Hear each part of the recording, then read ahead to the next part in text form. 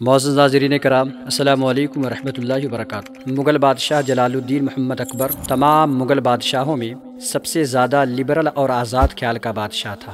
کچھ اس کی جہالت اور کچھ درباری علماء کی لالچ نے اسے بددین بنانے میں اہم رول ادا کیا۔ اکبر کے تبدیلی مزاج میں اس کی چوتھی بیوی برکھا بائی، یہی خاتون جودھا بائی کے نام سے مشہور ہوئی۔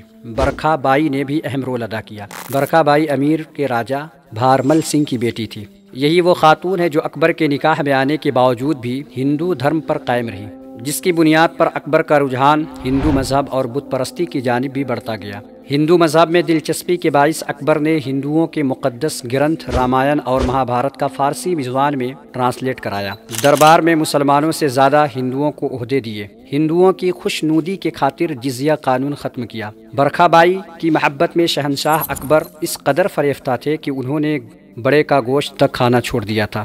اکبر ہی کے زمانے میں ہندو مذہب کے دو بڑے فاضل اور اعلیٰ درجہ کے مذہبی مزاج رکھنے والے افراد موجود تھے۔ ایک تان سین تھے جو اکبر کے 9 رتنوں میں سے شامل تھے، جبکہ دوسرے سورداس تھے جو ایک معروف موسیقار اور شری کرشن کے بڑے بھگت تھے۔ تان سین کی طرح بادشاہ اکبر سورداس کے بھی بڑے مداح تھے، یہاں تک کہ صرف سورداس کے بھجن سننے کے لیے متھرا تک کا سفر کیا اور سورداس کو بڑے انعام و اکرام سے بھی نوازا۔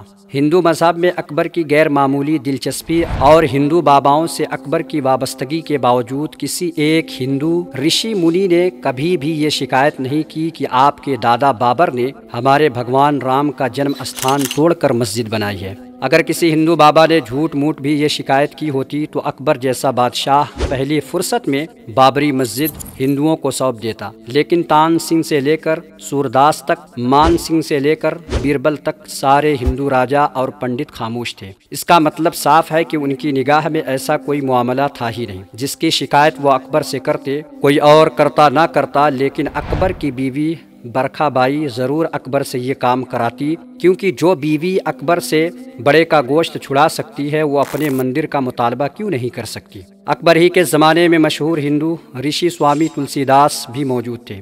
تلسی داس سورون ضلع کاس گنج کے رہنے والے تھے۔ تلسی داس ہی نے شری رام چندر کی سوانح عمری لکھنے کا بیڑا اٹھایا۔ اس کا آغاز تلسی داس نے ایودھیا ہی میں کیا۔ سن 1554 عیسوی میں رامائن لکھنا شروع کی۔ 2 سال 7 مہینے 26 دن میں یہ کام مکمل ہوا اور سن 1556 عیسوی میں یہ کام مکمل ہو گیا۔ اسی گرنتھ کا نام رام چرت مانس ہے اور عوامی طور پر اسے رامائن کے نام سے بھی جانا جاتا ہے۔ رامائن 7 ابواب پر مشتمل ہے، لیکن کسی ایک باب میں بھی تلسی داس جیسے رام بھکت نے اس بات کا صراحتاً تو کیا اشارتاً بھی ذکر نہیں کیا کہ بابری مسجد رام جنم استھان اور مندر توڑ کر بنائی گئی ہے، جبکہ اس وقت بابری مسجد کو بنے ہوئے 26 سال ہی ہوئے تھے۔ اگر واقعی مسجد مندر توڑ کر بنی ہوتی تو تلسی داس اس حادثے کا ذکر اپنی کتاب میں بھی ضرور کرتے۔ 26 سال کا زمانہ کوئی بڑا زمانہ نہیں ہوتا کہ لوگ پوری طرح بھول جائیں، خصوصاً ایسے حادثات کو تو لوگ صدیوں تک بھی نہیں بھولتے۔ تو تلسی داس جیسے رام بھکت گیانی پنڈت سے یہ امید کون کر سکتا ہے کہ وہ اس حادثے کو بھول گئے ہوں گے یا مغل بادشاہ کے خوف سے چھوڑ دیا ہوگا، وہ بھی اکبر جیسا بادشاہ جو ہندو مذہب کے بہت قریب اور اسلام سے بہت دور تھا۔ تلسی داس کا اس اہم معاملے پر کچھ نہ لکھنا ہی اس بات کو صاف کر دیتا ہے کہ ایسا واقعہ تاریخ میں بھی نہیں ہوا تھا۔ جس زمانے میں بابری مسجد تعمیر ہوئی اس وقت تلسی داس کی عمر تقریباً 17 سال کی رہی ہوگی، کیونکہ تلسی داس 1511 عیسوی میں پیدا ہوئے، جبکہ بابری مسجد 1528 عیسوی میں تعمیر ہوئی۔ اس حساب سے تعمیر مسجد کے وقت تلسی داس کی عمر 17 سال کی بنتی ہے۔ 17 سال کا لڑکا اتنا ناسمجھ نہیں ہوتا کہ اتنے بڑے حادثے کی اسے خبر ہی نہ ملی ہو۔ سن 1554 عیسوی میں تلسی داس نے رامائن لکھنا شروع کی۔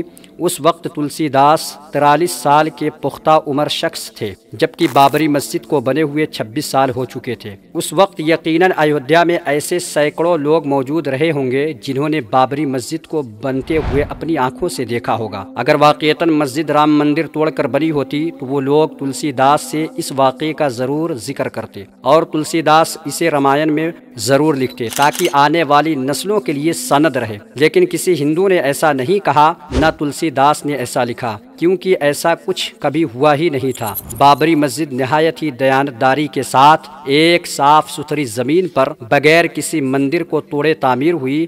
جس پر اس زمانے کے ہندو پنڈتوں اور ہندو عوام کی خاموش گواہی بھی چیخ چیخ کر گواہی دے رہی ہے۔ معزز ناظرین کرام، ایسی ویڈیوز دیکھنے کے لیے ہمارے اس چینل کو سبسکرائب کریں اور زیادہ سے زیادہ آگے شیئر کریں۔